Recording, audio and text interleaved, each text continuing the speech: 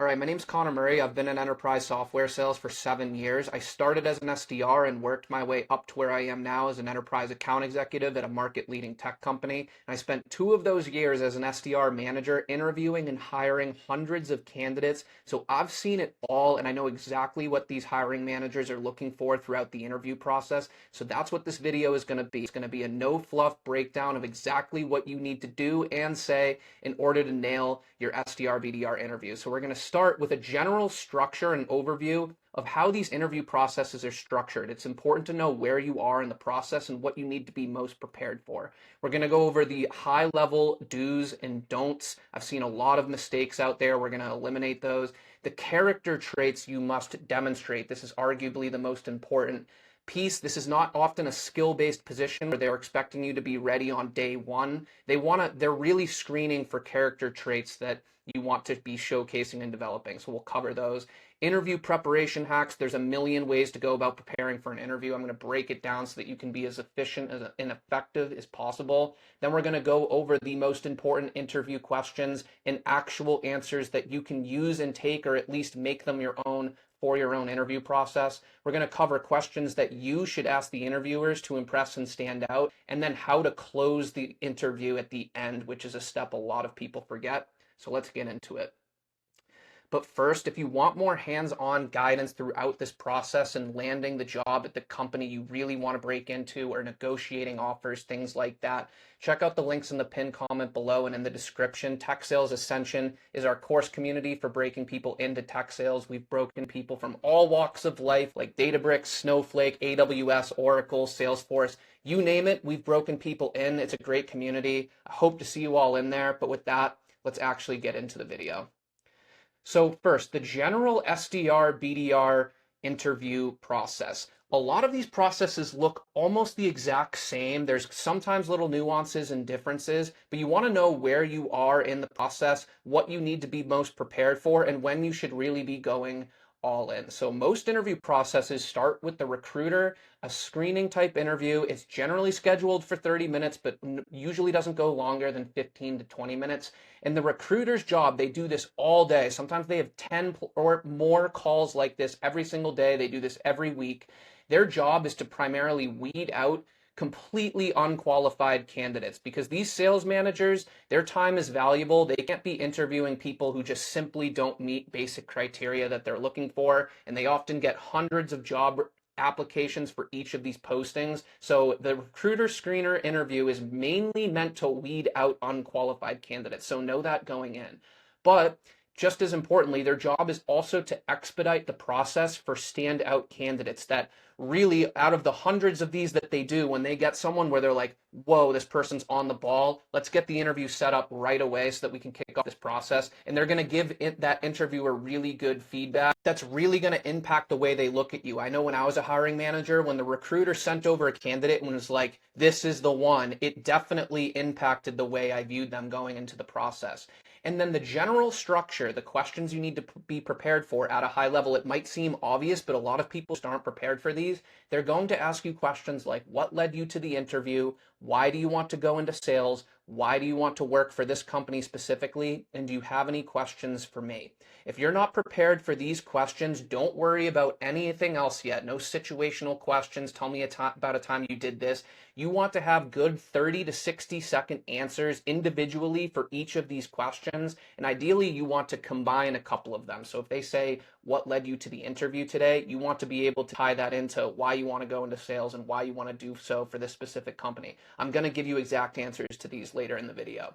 Then after that, assuming you do well there, it's going to be a first round interview, usually with a hiring manager. Sometimes it can be 2 interviews with 2 different hiring managers. This one is generally going to be longer. It's going to be 30 to 45 minutes. And they're looking to validate the positive feedback from the recruiter. A lot of these managers are like, okay, this recruiter says this person's on the ball, but we'll see about that. I want to validate that for myself. The first phase of these interviews are going to be very similar to the recruiter interview. This is the part that's totally within your control, and how you can stand out from other candidates is having A+ answers where you're prepared and on the ball for things like what led you to the interview, why sales, why this company. It's generally going to start off the same way in these interviews as well. It's going to be a deeper discussion around the company's culture and the expectations. So they're going to get in a little more in the weeds about what they're looking for in a candidate, trying to get a sense of whether you have those types of characteristics they're looking for, what the team culture is like, what the org is like, what those KPIs and metrics are, expectations for dials, emails, things like that. And they're really looking to identify these specific character traits, which again, we're going to cover later in this video. And then once sometimes it's just one or a couple of those, you generally get to some sort of final round interview that's either with a panel, so some of these hiring managers you've already met with, maybe some others, or it could be a VP of sales or a combination of this. And this is where you generally get into some form of sales activity or exercise, whether it's a cold call role play. Sometimes it's just an email they have you prepare and they want you to talk through why you put together, why you structured the email that way, the type of research you did on the persona they gave you, things like that. They also want to validate and just get general group consensus on your fit for the role and whether you're a cultural fit for the company. And again, they're going to press deeper into why sales, why this company, why this role, and they're expecting your answers to get better and better over the course of the interview process because they know you probably haven't gone all in at the recruiter screening interview standpoint, but by the time of a third or fourth interview, they're expecting you to know more about the company, for your answers to be more specific and more detailed, so they want to see that general positive progression throughout the interview process. But this is generally where they're taking you very seriously, is when you get to the sales activity and exercise. If you get to that point, it means you're probably over most of the hump, like they actually want to hire you and they more just want to see if you can actually do what you say you can do. So that's general overview of the structure of the interview process. And this is around where you start to go all in if you have a few different interview processes that are going on. Next, the very high level do's and don'ts in the interview process. A lot of people over prepare, they over stress themselves out and end up wasting a bunch of time on things they don't need to prepare for, at least as much as they think, when it should be going towards other things. So you don't need to be prepared for every possible situational question. You shouldn't have this list of 50 questions you're trying to be prepared for, flashcards. Tell me about a time you did this or that. What you want to do instead, and I'm going to show you in this video, is have high-level answers to high-level questions that you can use for just about any situational question you get asked. Another thing, you don't need to completely understand the company's product or solution in depth. You don't need to know every piece of functionality, the drop-down menus, what their integrations are, who they integrate with, things like that. They're not expecting you to know that. When I interviewed for my initial SDR role at Oracle, I had almost no idea what the company did. And I didn't realize, I thought that was a big deal. I thought I was going to go into the interview and get crushed. And it doesn't matter at all. It's really those character traits. It's a behavioral-based job that they're hiring for, and they know that you're going to learn the skill set over time and learn the technicals and the product functionality and things like that. And you don't need to worry about having perfect answers there are no perfect answers, or having a perfect cold call script when it gets to a role play. Again, really what they're looking for are those characteristics. So what you do need instead, again, to demonstrate those key character traits, we're getting to that soon. You do need to demonstrate your level of preparation and your commitment to the interview. And that goes into that preparation process, which we're going to be covering. And then you need to clearly be able to articulate why you are here. Why did you show up for this interview? And again, it goes to those answers. Why do you want to go into sales? Why did you apply to this role? Why do you want to do so at this specific company? Those are things you want to clearly be able to articulate, and it's going to help you stand out from other candidates.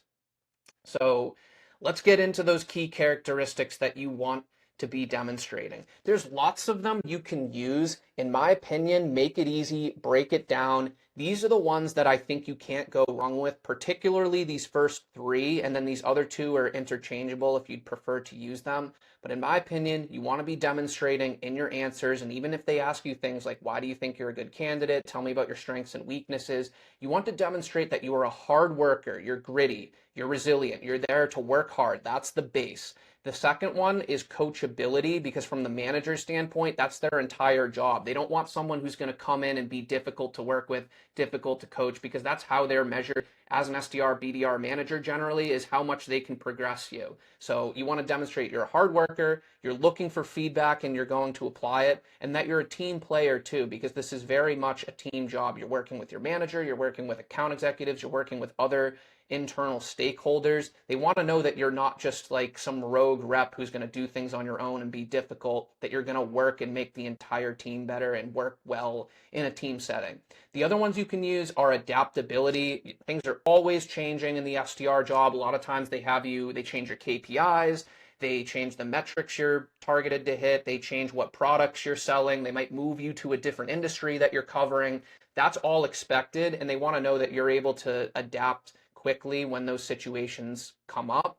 And then the ability to compartmentalize too, essentially being organized, because there's no right way to do the SDR job. There's a target, you generally have a quota, meetings to hit, opportunities to generate pipeline, but there's an infinite amount of ways you could go about doing that, and there's no blueprint they give you to, if you do these things, you will hit your number. So you want to signal that you understand and are ready to handle a lot of things being thrown at you and a lot on your plate, and being able to break down what's important and set aside time to doing the most important activities that will actually help you hit your numbers and metrics. So what I tell reps when they're interviewing is have a unique story prepared showcasing each of these qualities. So a unique story about, it could be from school, it could be from an internship, a prior job you had, about a time you went the extra mile and just grinded and worked hard, about a time you took feedback, maybe were struggling at something, took feedback and applied it, a time you worked really well in a team setting. You combine some of these too. Maybe you were working in a team setting and the situation changed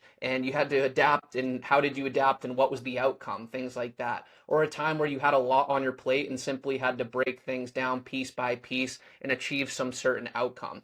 That's how you can avoid needing to be prepared for 50 situational questions. If you have, there's only so many questions they can ask. So if you have 5 unique high-level stories where you can showcase these qualities, it's pretty much going to set you up for any situational question that you'll be asked. Other qualities to signal, I think you can signal them in your stories and in these answers here, are strong communication skills. That's really important for the SDR job. I don't think you need to call that out as like a specific quality you're good at. You can, but I think a lot of times it's the answers themselves that do the talking there. That you're competitive too, I think that goes with hard work, and that you're curious and active listening. So you can signal that by asking questions when they're telling you about the role or the company. If you're actually actively listening and asking deeper questions about the metrics they're telling you, the day-to-day process, the schedule, what they've seen other reps do well, that's a way you can signal that you're someone who's curious and actively listening.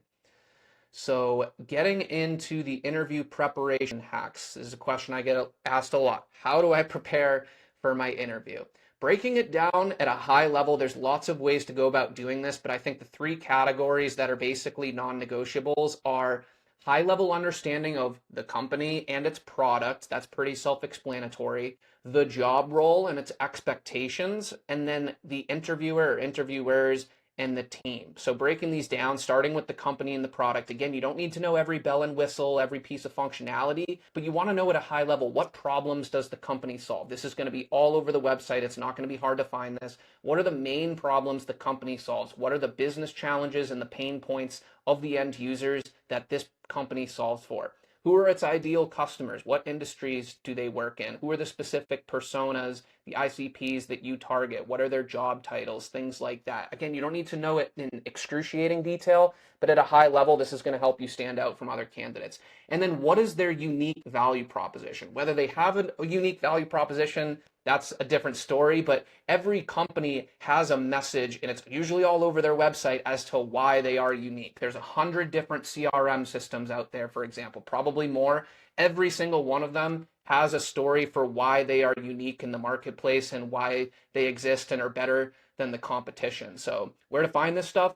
Obviously the company website, but go to things like the About Us page. A lot of them have a why us, like why this company page. Another, if you want to go deeper and impress, recent press releases and news articles. This is a way you can signal your preparation if you bring up that you've been reading some of the recent press releases. Maybe they came out with a new product or something like that. And then if you really want to impress, I don't see anyone doing this, investor relations pages. Usually they have investor decks that really concisely break down who they are as a company, what they do, what their value proposition is, the types of customers they serve. So you can go to the investor relations page and download that deck. I think that's a great place to start. There's usually things like fireside chats or podcasts where the CEO recently did a 30-minute interview with someone or something, if you're able to reference that you listened to the CEO's most recent podcast or fireside chat, I mean, I've done over 100 of these interviews. I've never heard someone say that. So I know for a fact that's going to help you stand out. Two, the job roles and the expectations. Again, it's basic, but you need to nail the basics. That's the whole point. So, what are the daily responsibilities? Is it cold calling, emailing, LinkedIn outreach? Generally pretty similar. Updating your CRM notes. If you can find the information, what are the KPIs like meetings generated, pipeline value associated from the opportunities, number of dials, things like that. So, where to find this? Very closely read the job description. Don't just gloss over it because they usually spend a lot of time making sure they outline exactly what the role is going to entail, the responsibilities, what your metrics are. So it's more you don't want to lose because if you don't know that stuff, they're going to be like, really, it's in the job description. So you want to have the job description down. Go to other SDR LinkedIn profiles at the company. What do they describe as like the metrics they hit, what they're doing on a day-to-day? That's a great place to get real info from the actual SDRs. A lot of companies too have either YouTube videos or social media pages where they interview SDRs and BDRs and they talk about the culture and the role and what they're responsible for. All of these are easy places to go to find information on the job role and the expectations. And then the interviewers and the team themselves. This is such an easy one that a lot of reps or interview candidates gloss over. Who's interviewing you? What's their role? What's their background? How long have they been at the company? Have they been progressing within the company or were they a professional hire? Size of the SDR team. You can't always find this, but the structure of the org, sometimes you can tell this from LinkedIn. And then the company culture too. So where to find this stuff? Go to the LinkedIn profile of every person you're interviewing. Don't forget this step. It takes 2 minutes before the interview to just be able to see were they an SDR and then an account executive and then a manager? Or did they come professionally from a different company? Go to other managers and SDRs LinkedIn profiles as well. And then for culture, you can go to things like Glassdoor, RepView. Again, you can go to the YouTube videos for that as well.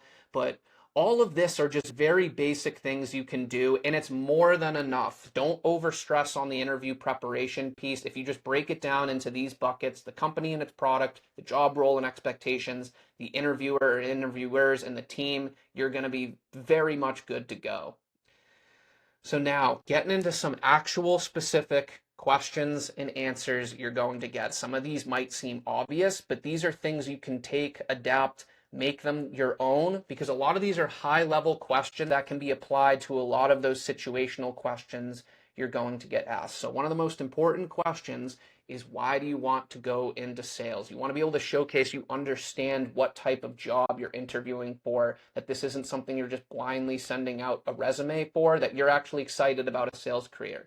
So a general framework is you can follow for this question is that you like the idea of a performance-based career. I've always been someone who's competitive. I like to get ahead, even when that means waking up early and staying late. And I'm attracted to a career where the harder I work and the more I up-level my skill set, the more I can advance from both an income standpoint and a career standpoint. And while my focus right now is on just coming in and crushing the SDR role, I'm always thinking ahead about where I want to be 3 to 5 years from now. And I'm confident this role will set myself up well to eventually take my career to the next level.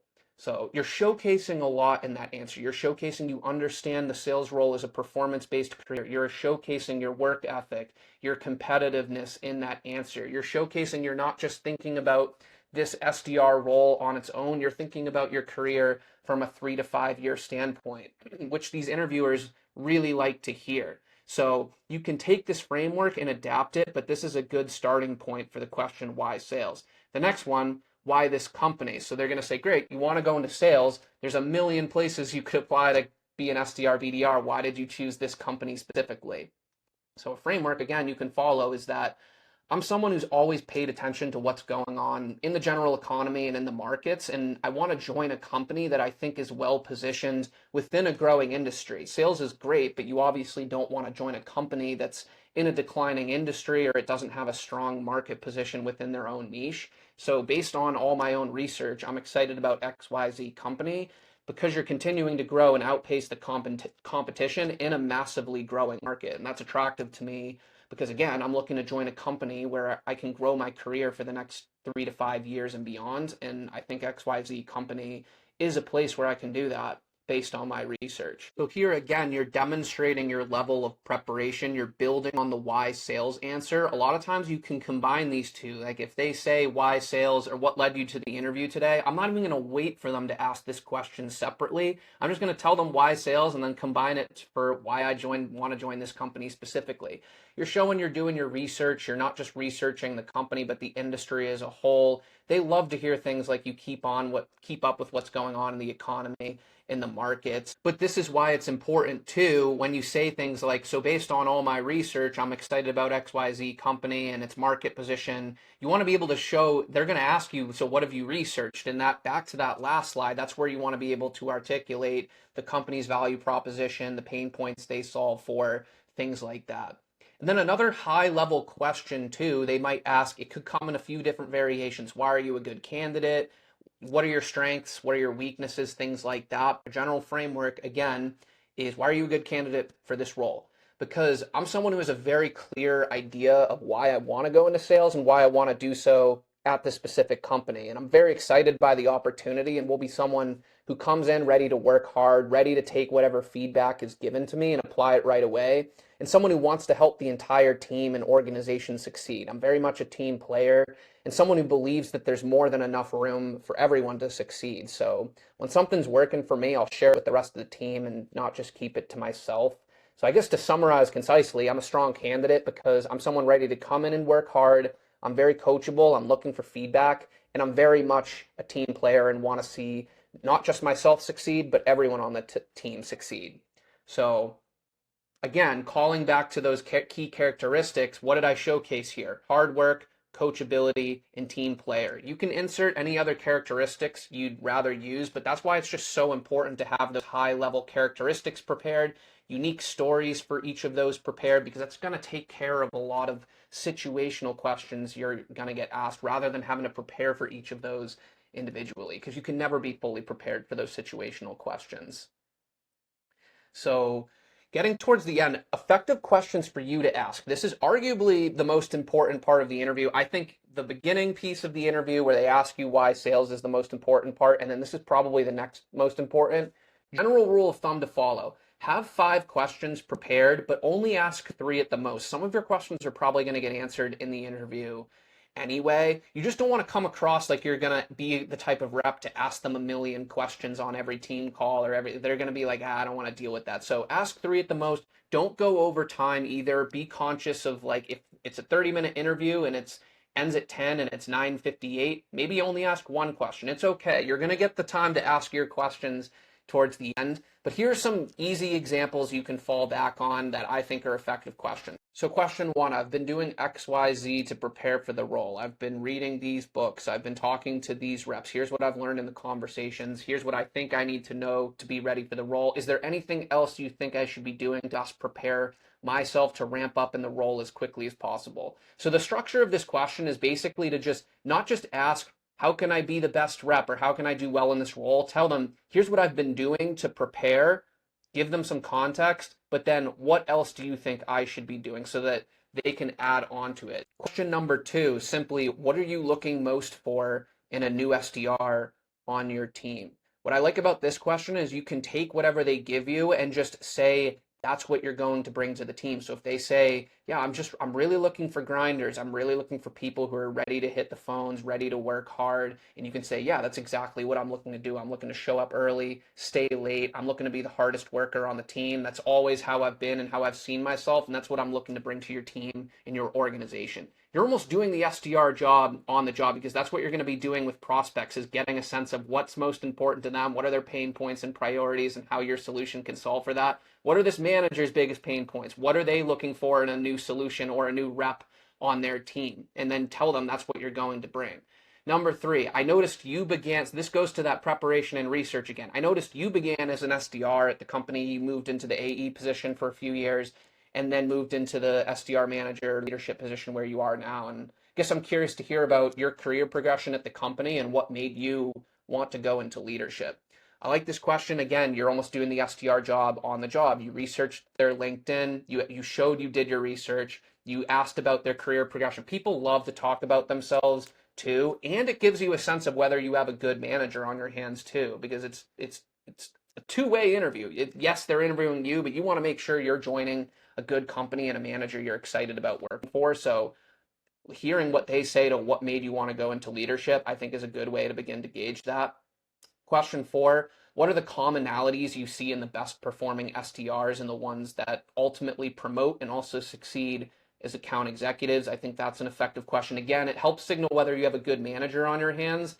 If they can't clearly articulate this, that's kind of a red flag, but if they can, it's a big green flag. And then question 5, I'm obviously very excited about the position and the opportunity at XYZ company, but I'd love to hear from you. What are you most excited about going into this year? It's just an easy one that gets them talking. Again, you want to have, like, these are 5 you can go to, model these, make your own, but don't ask all of them. I think ask 3. 3 is good if you have the time, and if you don't have the time, ask 1 or 2. It's okay. You're going to get time to ask your questions throughout the process. So once we get towards the end, now it's 10 or whenever the interview does end, this is a last, I don't count this as like one of the questions for the interviewer, but it is, I think, a good last question to ask and a good way to close the interview is when time's wrapping up, you acknowledge it. You say, great, yeah, this has been awesome. Really enjoyed the conversation. And I guess my last question is, based on the discussion today, do you think I would be a good fit for the SDR role at XYZ company or on your team? And if so, what are the next steps from here? This is a good question. You're again doing the job on the job. You're setting those next steps. That's exactly what you'll be doing as an SDR as well. And they'll really appreciate this. And this is a step a lot of SDRs skip, or a lot of candidates skip in the interview process. So it's a good, easy way. It's not too hard to implement. You just want to rehearse it beforehand and sound natural when you're doing it. And they'll tell you generally what the next steps are. Yeah, you're going to meet with another manager. The next step, we're going to get you to that panel interview. There'll be an exercise. I'll send you everything over. And they'll start to give you a good sense here too. Sometimes they'll keep the cards close to their chest. Don't be alarmed if they do that. Sometimes it's just a procedural thing. But sometimes if you killed it, they'll just start gushing there that, yeah, I think you're going to be a really good fit. I'm really excited about you. We just have one more step in the process, this panel interview. So sometimes you can get a good sense, but don't be alarmed if they keep their cards close to their chest, like I said.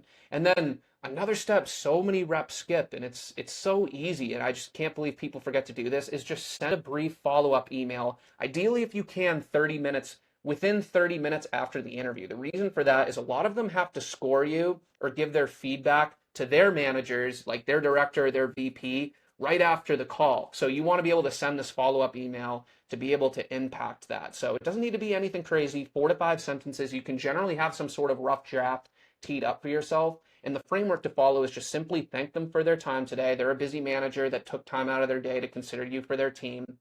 Tell them what you took away from the conversation. Ideally, just a couple bullet points. You don't actually have to bullet point them, but a couple things you learned during the conversation that you can just showcase you were actually listening. Reiterate why you're a strong fit for the role, hard worker, coachable, team player, and then tell them you're looking forward to those next steps that you confirmed with them.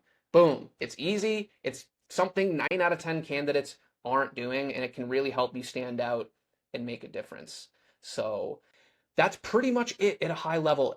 I'm trying to cut out the fluff in the process. If you're doing those things, you're putting yourself above 90% of candidates. And again, if you want more hands-on guidance throughout this process and access to us on weekly live calls, things like that, to look at your resume, help you prepare for those interviews, check out the links in the pinned comment in the description below for Tech Sales Ascension, our course community.